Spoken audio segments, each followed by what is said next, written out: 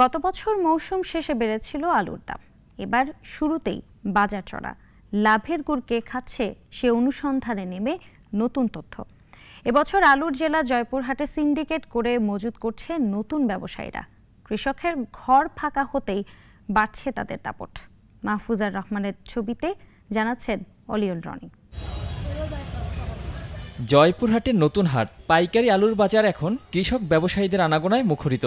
জামালগঞ্জের কৃষক মতিন মিয়া ৩ মণ আলু বিক্রি করেছেন চড়া দামে, তাই বেজায় খুশি সে। কৃষকের মন এমনিতে ভরে গেছে। মনে করেন যে আমি 1000 টাকা মন বেচলাম, সেই আলু 1820 টাকা পর্যন্ত বেচলাম। তবে কৃষকেরা বলছে বাজার চড়া থাকায় লাভ বেড়েছে, তবে উৎপাদন খরচও বৃদ্ধি পেয়েছে পাল্লা দিয়ে। তাদের মতে উৎপাদন থেকে মজুদি লাভ বেশি। কৃষক লাভ মানে হচ্ছে আল্লাহ দিলে ভালো হয়েছে। অতিরিক্ত লাভ হবে না, কিন্তু উৎপাদন খরচা বেশি, সারের দাম বেশি, বীজের দাম বেশি।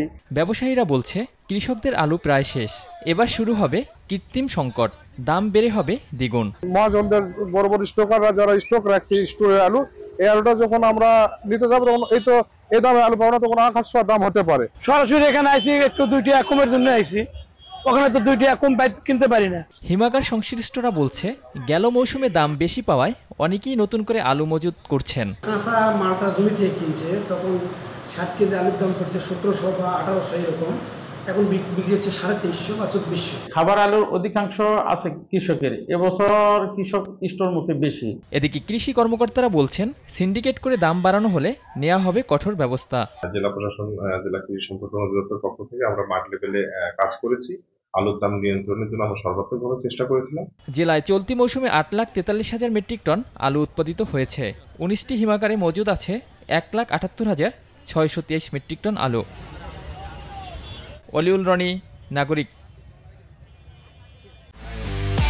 একমাত্র ওয়ালটন এসি দিচ্ছে 1 বছরের রিপ্লেসমেন্ট গ্যারান্টি এবং কম্প্রেসারের 10 বছরের গ্যারান্টি।